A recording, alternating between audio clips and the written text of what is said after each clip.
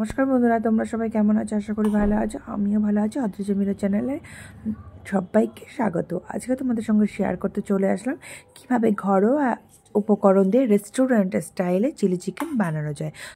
এখানে কোনো আমি চিলি সসের ব্যবহার করব না। তোমরা দেখতে থাকো কিভাবে আমি চিলি চিকেনটা বানাই। তো প্রথমে আমি চিলি চিকেন বানানোর জন্য 350 গ্রাম বোনলেস চিকেন নিয়ে নিয়েছি।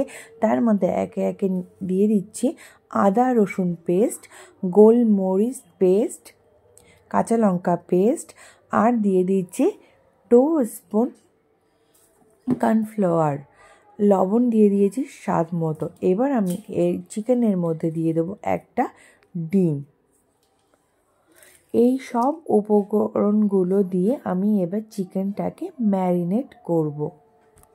চিকেনটাকে ভালো করে ম্যারিনেট করার আগে চিকেনের মধ্যে দিয়ে দেব 1 স্পুন সয়া সস। তো এবার আমি চিকেনটাকে ভালো করে হাত দিয়ে মাখিয়ে নেব।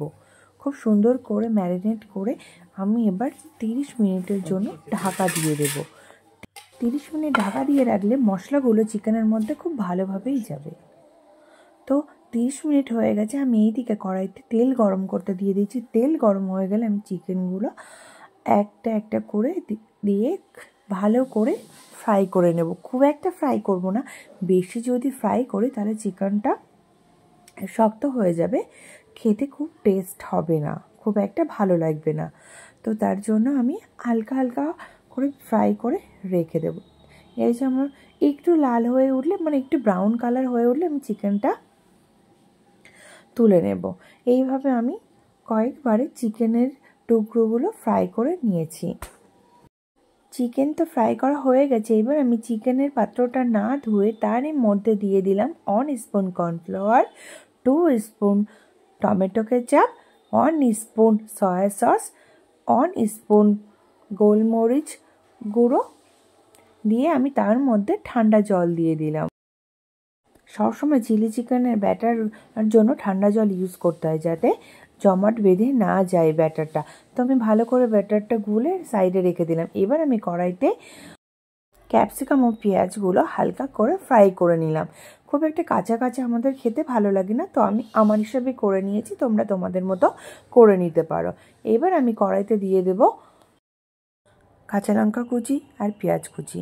এগুলো দিয়ে ভালো করে নাড়িয়ে নিলাম। এবার এর মধ্যে দিয়ে দেবো রসুন কুচি আর আদা কুচি।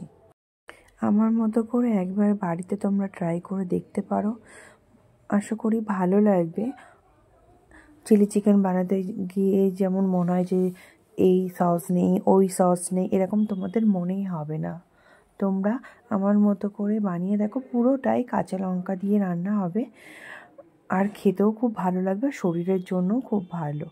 তো আমি এর মধ্যে একে একে সব কিছু দিয়ে ভালো করে নাড়িয়ে চাড়িয়ে নিয়ে ভেজে রাখা ক্যাপসিকাম, চিকেন আর পেঁয়াজ দিয়ে নাড়াচাড়া করে তার মধ্যে ব্যাটারটা ঢেলে দিলাম। আর তোমরা একটু স্বাদের জন্য চিনি দিয়ে দিও। আমি একটু চিনি দিয়েছিলাম। তো ফাইনালি আমার চিলি চিকেন রেডি হয়ে গেছে। আর দেখতেও যেমন সুন্দর হয়েছে, খেতেও কিন্তু ততটাই টেস্টি হয়েছিল। তো আজকের রেসিপি ভালো লাগলে প্লিজ সাবস্ক্রাইব করে দিয়ে আমার পাশে থাকবে।